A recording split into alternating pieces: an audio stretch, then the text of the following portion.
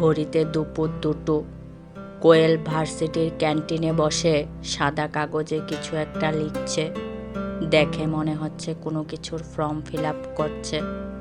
আমি ধরাম করে কোয়েলের সামনে বই রাখলাম আর বসলাম। ও প্রথমে ভ্রু কুঁচকে আমার দিকে তাকালেও আমাকে দেখার পর আবার নিজের কাজে মন দিল। আমি আশ্চর্য হলাম, আমাকে দেখে কোনো রকম রিয়াক্ট করলো না কেন কোয়েল? রাগ করলো নাকি? এত সেত না ভেবে কোয়েলকে জিজ্ঞেস করলাম, কি রে, কি করিস তুই? কোয়েল কোনো উত্তর দিল না। ব্যাপারটা তো বেশ চিন্তার হয়ে গেল। কথা বলছে না কেন আমার সাথে? এই কলু, কথা বলিস না কেন? রাগ করেছিস আমার উপর? আমার প্রশ্ন শুনে কোয়েল মাথা তুলে আমার দিকে তাকিয়ে বলল, কেন, রাগ কেন করব? আবার কোয়েল নিজের কাজ করতে শুরু করলো। উফ, কি এমন কাজ করছিস দেখি তো। কোয়েলের কাছ থেকে ফর্মটা টেনে নিয়ে দেখতে শুরু করলাম। আস্তে আস্তে ফর্মটা পুরো পড়ার পর কাদো কাদো মুখ নিয়ে কোয়েলের দিকে তাকাতেই কোয়েল আমার দিকে তাকিয়ে হেসে বলল, কেসা লাগা মেরা সারপ্রাইজ? কথাটা বলে কোয়েল আমায় চোখ মারল। আমি এসেছিলাম কোয়েলকে সারপ্রাইজ দিতে, আর এখানে এসে নিজেই সারপ্রাইজ হয়ে গেলাম। কোয়েলকে জিজ্ঞেস করলাম, এটা কি, আমার নাম কেন দিয়েছিস ডান্স কম্পিটিশনে? কারণ তুই ডান্সার তাই। ডান্সার মানে? কোয়েল, তোর মাথা ঠিক আছে তো? এটা আমাদের ইউনিভার্সিটির অ্যানুয়াল ফাংশন। কত বিখ্যাত নামী লোক আসবে জানিস? ওখানে আমি ভুল করলে ভার্সিটির সম্মানটা কোথায় যাবে বলতো? আমার কথার কোনো উত্তর না দিয়ে কোয়েল আমার হাত থেকে ফর্মটা টেনে নিয়ে নিল। ফর্ম ফিল আপ করা পুরোই শেষ কোয়েলের। দেখ কোয়েল, আমি পারবো না কম্পিটিশনে কম্পিট করতে, বাস, অসম্ভব আমার পক্ষে। আমি সামান্য একটা ডান্সার। তো তোর কি মনে হচ্ছে আমাদের ভার্সিটিতে মাধুরী দীক্ষিত আসছে তোর সাথে, নাকি নোরা ফাতেহি আসছে ব্যালে ডান্স দিতে? আজব কথাবার্তা তো। আমি পারবো না, আমার ভীষণ ভয় লাগছে। শোন, এই ফর্ম আমি জমা দেবই। তুই যদি পার্টিসিপেট না করিস সেটা তোর ব্যাপার, কিন্তু তারপর থেকে আর কোনোদিন আমার সাথে কথা বলবি না, ওকে? থ্রেটটা দিয়েই কোয়েল উঠে গেল, আর আমি মাথায় হাত দিয়ে ওর যাওয়ার দিকে তাকিয়ে রইলাম। সোজা হয়ে বসলাম যখন, তখন আদি ওর সামনে এসে দাঁড়ালো। ওদের মধ্যে কি কথা হলো কিছুই শুনতে পেলাম না। শুধু আদি একবার আমার দিকে তাকালেন, তারপর কোয়েলের কাছ থেকে ফর্মটা নিয়ে চলে গেলেন। উনি চলে যাওয়ার পর আমি কোয়েলের কাছে দাঁড়িয়ে ওকে জিজ্ঞেস করলাম, ওনাকে দিলি কেন ফর্মটা? আদিদা ইউনিয়নের হেড, তাই জন্যে। ওই জিয়ার দলবলের কাছে দেওয়ার থেকে আদিদাকে দেওয়াটাই মাছ বেটার, তাই না? আমি কোয়েলের প্রশ্নে শুধু ওর দিকে করুণভাবে তাকিয়ে রইলাম। ও আমার হাত ধরে টেবিলের কাছে নিয়ে গিয়ে ব্যাগটা নিয়ে বাইরের দিকে হাঁটা ধরল। এবার বল, কেমন ঘুরলি নিজের বাড়িতে? ভালোই। তোর অ্যাবসেন্সে আদিদা তোর খোঁজ করছিল। কোয়েলের কথাটা শুনে দাঁড়িয়ে পড়লাম। অবাক হয়ে জিজ্ঞেস করলাম, আমার খোঁজ করছিলেন? কিন্তু কেন? এত অবাক হচ্ছিস কেন? ক্লাসে চল, দাঁড়িয়ে না থেকে, যেতে যেতে বলছি। কোয়েলের কথা শুনে ক্লাসের দিকে হাঁটতে শুরু করলাম। ও বলতে শুরু করলো, তুই যেদিন গেলি সেদিন আমি ভার্সিটি আসিনি। আদিদা হঠাৎই আমার রুমে আসে, আর এসেই তোর কথা জিজ্ঞেস করে। আমি বলি যে তুই বাড়িতে গেছিস।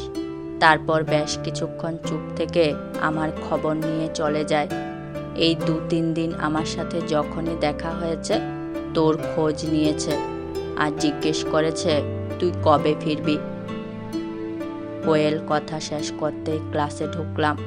এই বিষয়ে আর কোনো কথা বাড়ালাম না, কিন্তু উনি কেন আমার বিষয়ে এত খোঁজ খবর নিচ্ছেন এটাই বুঝতে পারছি না। আমি তো ওনাকে বলেই দিয়েছি আমি আর ওনার পথে বাধা হয়ে দাঁড়াবো না। উনি যেমনটা বলেছিলেন তেমনটাই হবে। উনি ওনার রাস্তায় আর আমি আমার। তাহলে কেন উনি এমন ব্যবহার করছেন? উনি কি কোনোভাবে আমার সাথে জড়িয়ে?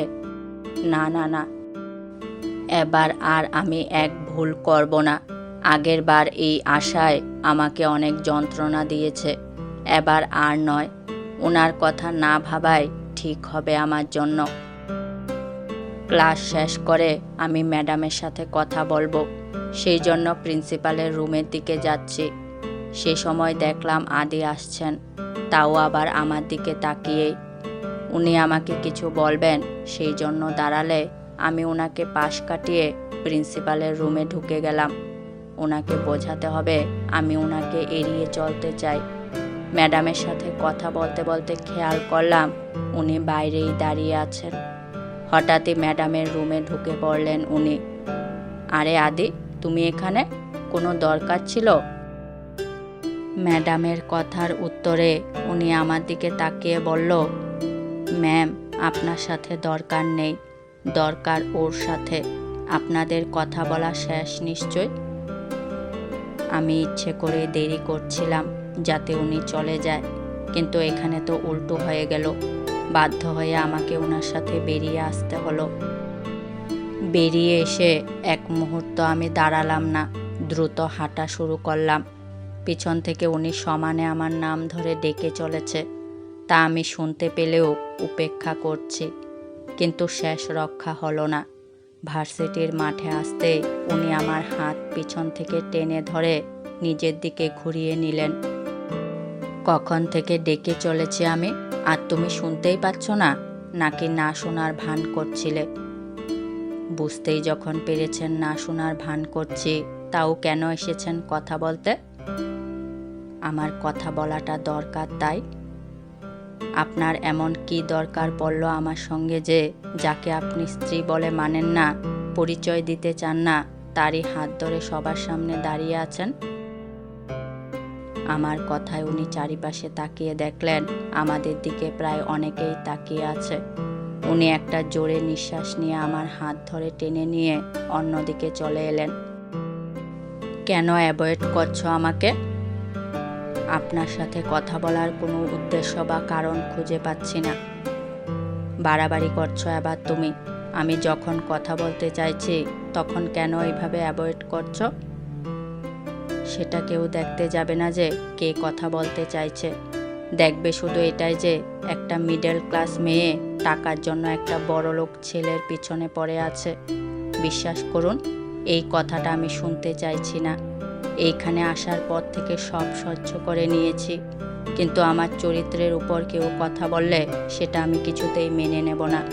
তাই please stay away from me, mister আদি ব্যানার্জি। কথাটা বলেই আমি চলে এলাম। যেই সম্পর্কের কোনো পরিণতি নেই, সেই সম্পর্ক থেকে দূরে থাকাই ভালো হবে আমার মতে।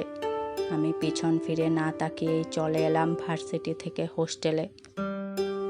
অন্যদিকে, ফাইন, তুমি যখন চাও না আমার সাথে কথা বলতে, তাহলে আমিও আর যেচে পড়ে তোমার সাথে কথা বলতে যাব না। আমি বোকা যে কিনা সবটা ঠিক করতে চেয়েছিলাম। ডোন্ট নো কি হয়েছে আমার কদিন ধরে। এই মেয়েটার চিন্তা আমার মাথা থেকে বেরোচ্ছেই না। আগে কোনোদিন কোনো মেয়েকে নিয়ে ভাবিনি আমি, কিন্তু ড্যাম ইট। আদি পিলারের মধ্যে একটা ঘুষি মারল সজোরে। পিছন থেকে সে সময় জিয়ার চিৎকার এলো। আর কিছুক্ষণের মধ্যেই জিয়া আদির পাশে দাঁড়িয়ে জিজ্ঞেস করলো, আদি, কি হয়েছে তোমার? এভাবে রিয়াক্ট করছো কেন? আদি জিয়ার দিকে তাকিয়ে তীক্ষ্ণ দৃষ্টি নিক্ষেপ করলে জিয়া ভয় পেয়ে যায়। দাঁতে দাঁত চেপে আদি বলে, just stay away from me. আদি চলে গেলে জিয়া বেকুবের মতো দাঁড়িয়ে থাকে।